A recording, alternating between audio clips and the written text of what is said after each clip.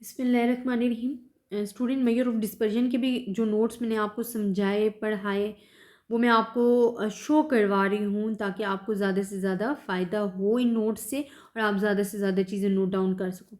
Measure of dispersion आ जाता है हमारे पास। इसके नोट्स मैं आपको शो ऑफ करवा रही हूँ।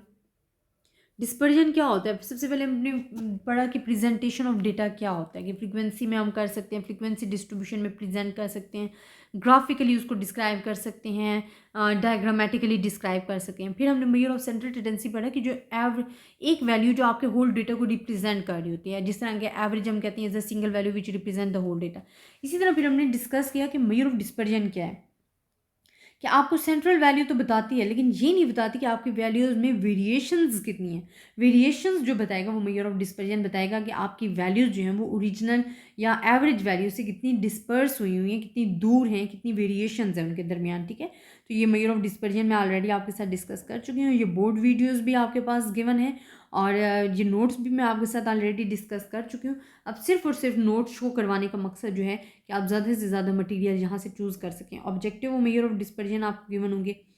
Properties of good measure of dispersion आपको गिवन है। मेजर ऑफ डिस्पर्जन को भी हम 2 टाइप्स में डिवाइड कर रहे होते हैं, एक एब्सोलूट होता है, एक रिलेटिव होता है। एब्सोलूट आपको सेम यूनिट्स काउंट कर रहा होता है, रिलेटिव में रेशियोज या परसेंटेजेस आप बहुत ज़्यादा ले रहे होते हो। फिर हमारे पास मेथड्स ऑफ मेजरिंग डिस्पर्जन आ जाते हैं, जैसे रेंज, इंटरक्वार्टाइल रेंज आ जाता है, मीन डेविएशन आ जाता है, स्टैंडर्ड डेविएशन आ जाता है, कोफिशिएंट ऑफ वेरिएशन या लॉरेंस कर्व। ये तमाम चीज़ें मैं आपके साथ डिस्कस कर चुकी हूँ। स्टूडेंट आपने फिर भी यहाँ से काफ़ी नॉलेज लेना है, हासिल करना है। यहाँ बहुत अच्छे अच्छे नोट्स लिखे हुए हैं। ये तमाम चीज़ें आपके साथ पहले डिस्कस हो चुकी हैं, सिर्फ मैं आपको शो करवा रही हूँ कि आपको ओवरऑल जो है नोट्स शो ऑफ हो जाए। रेंज हमने कहा था कि हम लार्जेस्ट वैल्यूज़ में से स्मॉलेस्ट वैल्यूज़, कि आपके डेटा की जो सबसे लार्जेस्ट वैल्यूज़ होती है उसमें से आपके डेटा की सबसे स्मॉलेस्ट वैल्यूज़ को माइनस कर देते हैं तो हमारे पास रेंज आ जाता है। और कोफिशिएंट ऑफ रेंज आपको फार्मूलाज गिवन था, क्योंकि ये रेशियोज एंड परसेंटेज में डिवाइड होता है, एक्सप्रेस होता है, तो हमने रेंज को एब्सोल्यूट एंड रिलेटिव दोनों टर्म्स में डिस्कस करना है। ये एग्जांपल मैं ऑलरेडी आपको डिस्क्राइब करवा चुकी हूँ, तो आप देखना चाहते हो तो आपने प्रीवियस लेक्चर्स देखने हैं ताकि आपको ज़्यादा से ज़्यादा हेल्प हो सके। इसी तरह रेंज हमने डिस्कस किया। रेंज के मेरिट्स एंड डीमेरिट्स होते हैं डिफरेंट, वो भी हम डिस्कस कर चुके हैं, आप इधर से नोट डाउन कर सकते हो।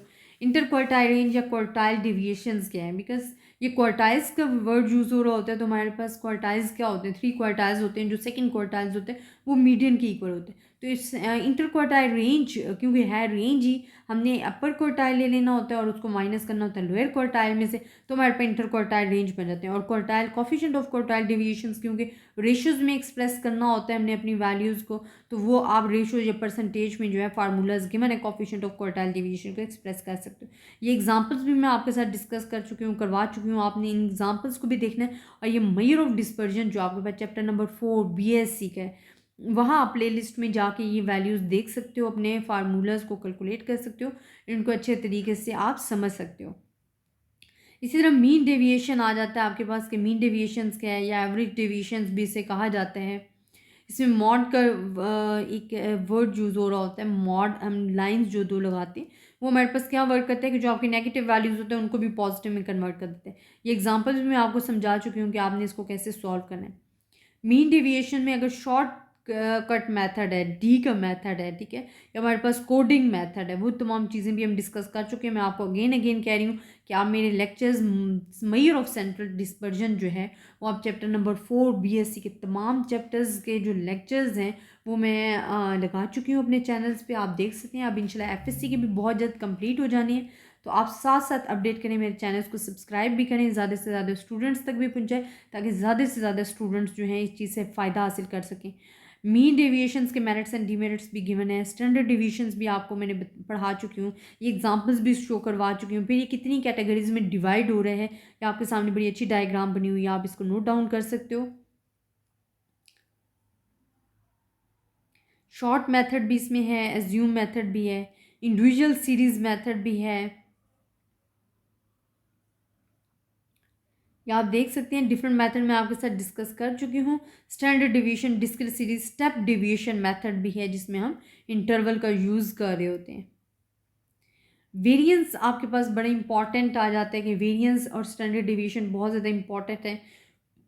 कोफिशिएंट ऑफ वेरिएशन के तो एग्जाम्स में क्वेश्चन भी आने के बहुत ज़्यादा चांसेस होते हैं, तो आपने इनका बहुत अच्छे तरीके से नोट्स कलेक्ट करने हैं और इनको पढ़ना है, समझना है। इंशाल्लाह आप बहुत इजीली इन नोट्स के साथ अपनी तैयारी कंप्लीट कर सकते हो। कंबाइंड स्टैंडर्ड डिविएशंस भी आ जाते हैं, जिसमें हमारे पास 2 या 2 से ज़्यादा स्टैंडर्ड डिविएशंस गिवन होती हैं, मीन्स गिवन होती हैं। तो फिर आपने कंबाइंड मीन या स्टैंडर्ड डिविएशन कैसे फाइंड करना है, ये प्रॉपर्टीज़ ऑफ द वेरिएंस में भी आ जाता है। तो ये आपके पास गिवन है।